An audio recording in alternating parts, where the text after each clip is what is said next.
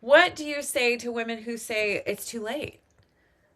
Because I mean, we're at a certain place. Like I'm in my mid 50s pushing 60, you're over 60. Like and I don't think we're at a place where we're like it's too late, but I know what I say to women when they walk through the door and they're like, "Oh, I should have done this in my 20s." So now this is a different application. What do you say to those women? Well, first of all, I say BS because we are living longer than we ever have done in history. And just take a moment and look around at what some of the women are doing. And I think so much of maybe previous generations, that's what we were taught, you know? But the game has changed on so many levels now.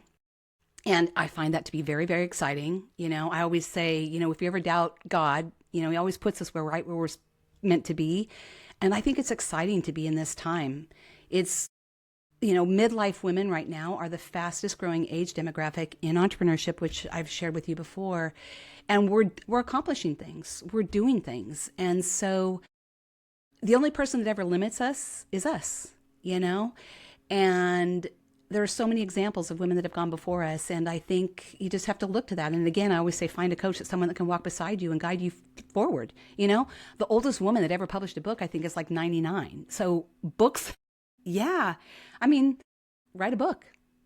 Books are timeless. Anybody could write a book at any age, So I think a lot of that is no, those are just our own limiting thoughts. And, we can do anything we want to do. I really believe that with everything in me. And my grandfather was a great example. I mean, he didn't sell his restaurant until 90. So I'm like, it ain't over till it's over. So that's it. I love that. So, knowing that your book is called Stepping Forward, tell me a little bit about that. You've kind of made overtures through our time that we're talking, but go a little more in depth about where that came from and what that means in relationship to women and midlife and all of that. Yeah, kind of funny. I actually took a course. I knew I wanted to write a book, but the one I wrote is not the one I thought I would write. And which is really kind of fun and exciting. I took this course of wanting, they say you could write a book in like 3 months. And I was like, whoa, that's just too fast. I ended up doing it in 6 months. But the whole purpose of it, I would just say like things just always kind of land where they're meant to land. I don't even remember how I came up with the name Step Forward, but I ended up writing a book about my journey and that I use shoes as metaphors, which is super fun.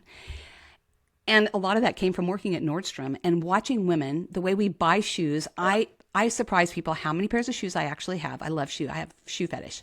Anyway, but what these different shoes are that we wear and what they at different seasons in our life, which ones we need to step into, which stepping forward with courage, with tenacity, with perseverance. And I gave each shoe a personality.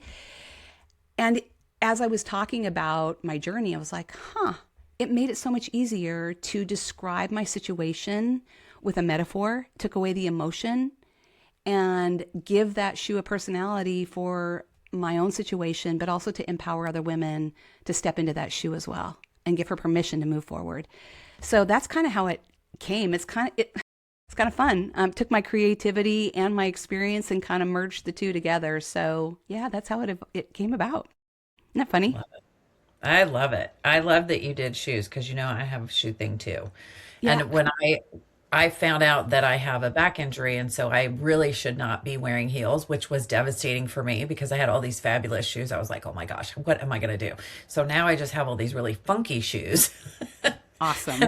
it fits my personality a lot more, but it's fun. I mean, yeah, I think there's something about that. So let's talk about a little more about the reinvention part, because that's a lot of what you talk about in your book is really establishing that place of like, I don't have to stay in those old tapes of who I am. I can kind of go into a space of really being who I want to be. I think it's very uncanny that we do that during menopause when we lose our filters for like giving away all of who we are to everybody else. And we're like, no, no, it's me time. No, which I love.